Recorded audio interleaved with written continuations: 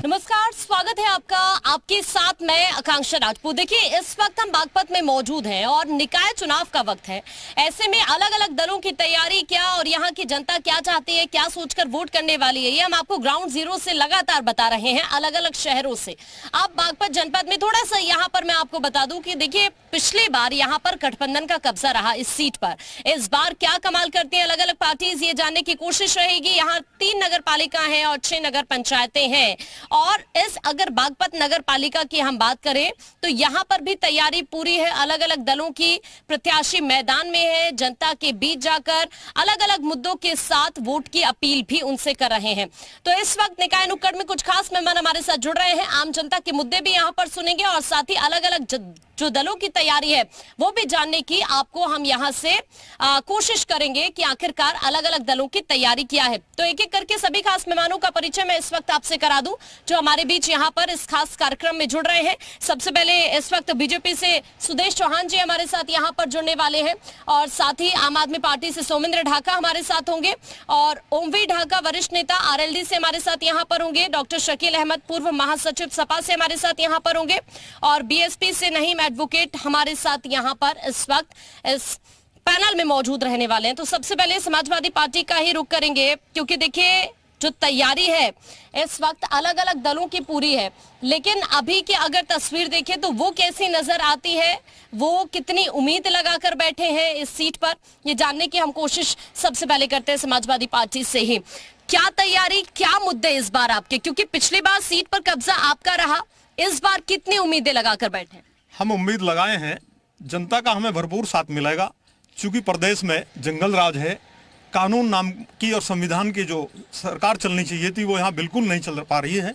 आम जनता त्रस्त है, महंगाई चरम सीमा पर है और रोज मर्डर हो रहे हैं, अपराधी जो है बेलगाम हो गए हैं। इसलिए हमें जनता पे पूरा विश्वास है। जनता चाह रही है, बदलाव चाह रही है। हम मुद्दे क्या है, क्या मुद्दे हैं? हमारे मुद्दे हैं कि जनता का विकास करेंगे, उसे न्यायप्रिय शासन देंगे और यहाँ शांति व्यवस्था कायम करेंगे और रोजगार देंगे युवाओं को। ठीक है, बीएसपी की क्या तैयारी है? एक्चुअली मैं बसपा से पहले तो मैं शुक्रिया अदा करना चाहूँगा जी न्यूज़ चैनल का और बागपत की जनता का जो इतना प्यार मुझे मिल रहा है चारों तरफ से। और पार्टी की तरफ से मैं कहना चाहूँगा कि ये जो बागपत ज़िला जहाँ से मैं हूँ और जहाँ आज निकाय चुनाव चल रहा है, ये ज़िला जो है मायावती जी ने, बहन मायावती जी ने ही जो है बना के दिया था।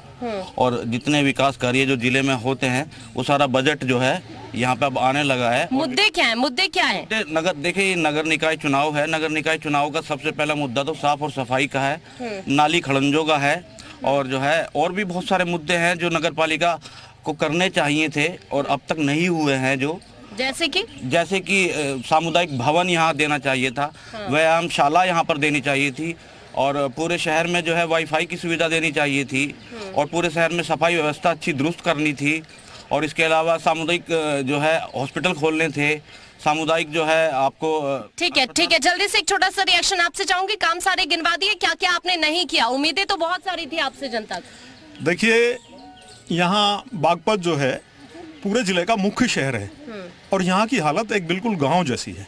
हम चाहते हैं यहाँ विकास हो, शहर हो, यहाँ लोगों को लगे कि वाकई हम किसी शहर में। 5 साल आपके पास सीट थे यहाँ पर? नहीं, हमारे पास नहीं थे। निर्दलीय उम्मीदवार यहाँ था। अच्छा, इस बार प्रयास करेंगे, हमारा उम्मीदवार यहाँ आए। ठीक है, आप बताइए, क्योंकि इस बार आम आदमी पार्टी भी मैदान में है, क्या कमाल करने वाले हैं, क्या मुद्दे हैं आपके? देखिए, हम लोग जब भी किसी भी इलेक्शन में जाते हैं तो बहुत ही कैलकुलेटेड घोषणाएं हम लोग करते हैं। हमने जो आम आदमी पार्टी ने निकाय चुनाव के लिए अपना house tax half, water tax माफ, साफ स्वच्छ शहर और जो पुराने वाटर टैक्स और हाउस टैक्स है उसको पूर्णतः माफ करेंगे, नगर पालिका को भ्रष्टाचार से मुक्त करेंगे।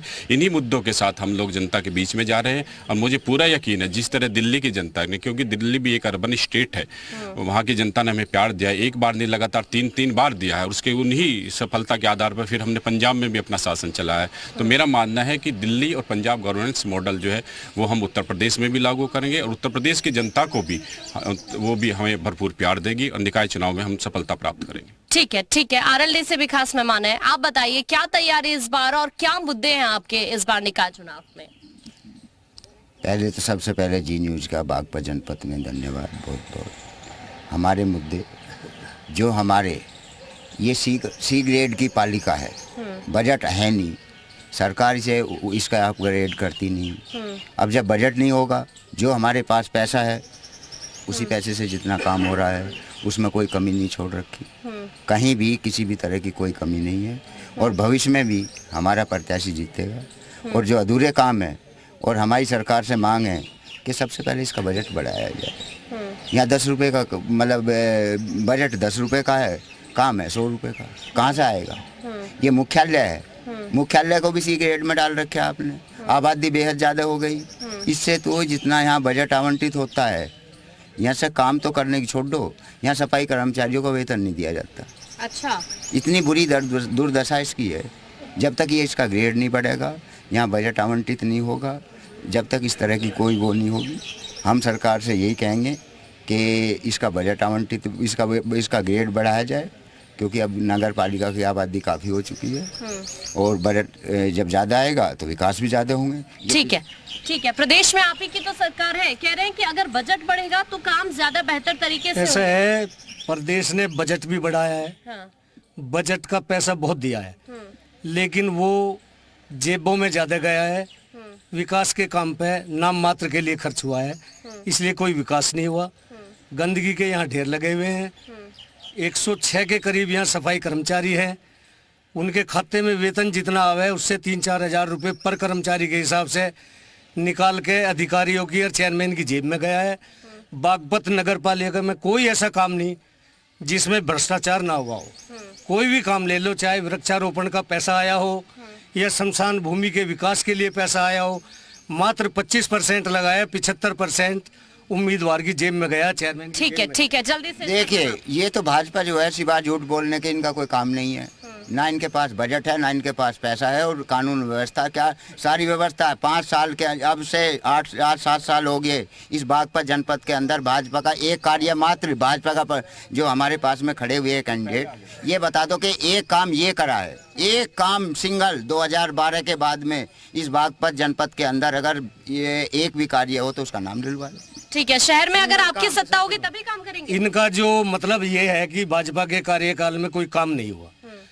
दिल्ली से सहारनपुर हाईवे, दिल्ली देहरादून कॉरिडोर, बड़ौद तहसील में 75 लाख रुपए से लाइब्रेरी, बावली में केंद्रीय विद्यालय, मीतली के चौराहे पे अस्पताल का निर्माण, इतने काम पिछले 70 साल में नहीं हुए जितने 9 साल के काम में हुए।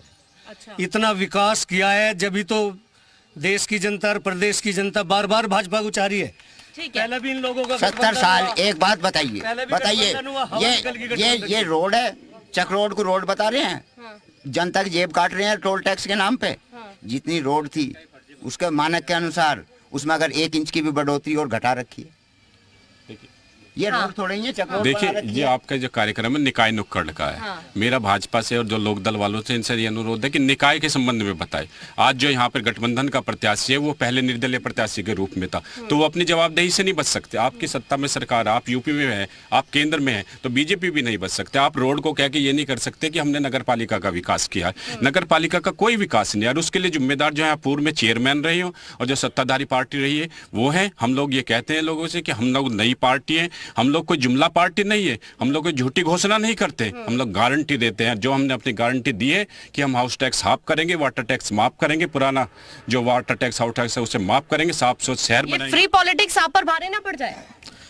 नहीं, भारी नहीं पड़ने की। हाँ, हम लोग जनता को सुविधा देंगे, हाँ, जनता की सुविधाओं का ख्याल रखेंगे। हाँ। यहाँ बुजुर्गों के लिए, बच्चों के लिए खेल का मैदान, बुजुर्गों के लिए घूमने की व्यवस्था और दूसरी साफ सफाई, अन्य सुविधाएं दी जाएगी, उस पर हमारा विश्वास है। ठीक है, क्या राष्ट्रीय मुद्दे भी हावी रहेंगे इस बार निकाय चुनाव में? देखिए, मैं सबसे पहले तो जो है जो भाजपा के प्रवक्ता हैं उन्होंने जो कहा है कि हमारी यहाँ पर 9 साल से सरकार है, मैं यकीनी और ज़मीनी आदमी हूँ और ज़मीनी बात मैं करता हूँ हमेशा।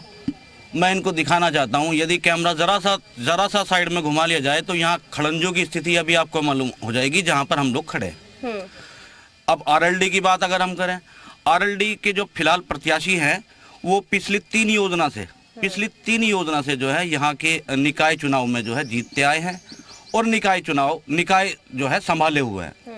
अब वो क्या, आरएलडी वाले बोलते हैं कि बजट नहीं है, तनख्वाह नहीं दी जा रही है इनसे, ये सब काम किसके थे? बजट के लिए आपने क्या तो लेटर सरकार को लिखे हैं,